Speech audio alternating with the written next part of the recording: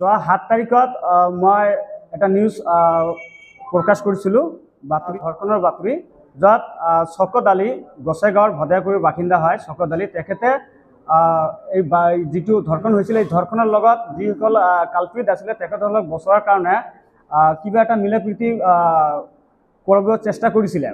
এইটো ষ্টেটমেণ্ট যিসকল ভুক্তভোগী আছিলে, যাক ধৰ্ষণ কৰা হৈছিলে, এই নাৰীজনে বা মহিলাগৰাকীয়ে মোক ষ্টেটমেণ্ট দিছিলে। ঘৰত ৮ তাৰিখত ৰাতিপুৱা কি হ'ল, শওকত আলীয়ে মোক মাতিলে যে গোসাইগাঁৱত তোমাৰ লগত কথা আছে।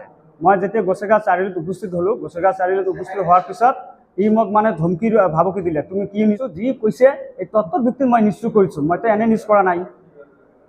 তাৰপিছত ক'লে যে আমাৰ তাতে তুমি যদি নিউজ কৰিবলৈ যোৱা তোমাক মাৰি পেলাম, আৰু গোসাইগাঁৱত তোমাক এতিয়াই মাৰিলোঁ হয়, যদি 20 বজাত যদি বজাৰটো নাথাকিলে হয় মই তোমাক এতিয়াই পিটিলোঁ হয়। এনেকুৱা ধৰণৰ মোক ভাবুকি প্ৰদান। মই উপায়হীন হৈ আজি গোসাইগাঁও থানাত এখন এজাহাৰ দাখিল কৰিলোঁ আৰু গোসাইগাঁও প্ৰশাসনক অনুৰোধ জনাওঁ যাতে এই শওকত আলী যিজন মানে দালাল শ্ৰেণী ক'ব লাগিব ডাইৰেক্টলি, এইজনক যাতে অতি সোনকালে যাতে কৰায়ত্ব কৰে তাৰে অনুৰোধ জনালোঁ।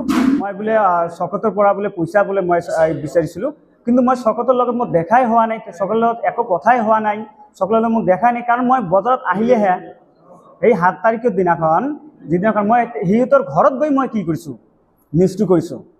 যদি মই গোসাইগাঁও থানাত ওচৰে বছৰে বাজাৰত যদি কোনোবা ঠাই যদি কৰিলোঁ হয়, তেনেহ'লে এইটো কথা সম্ভৱ হ'ল হয়।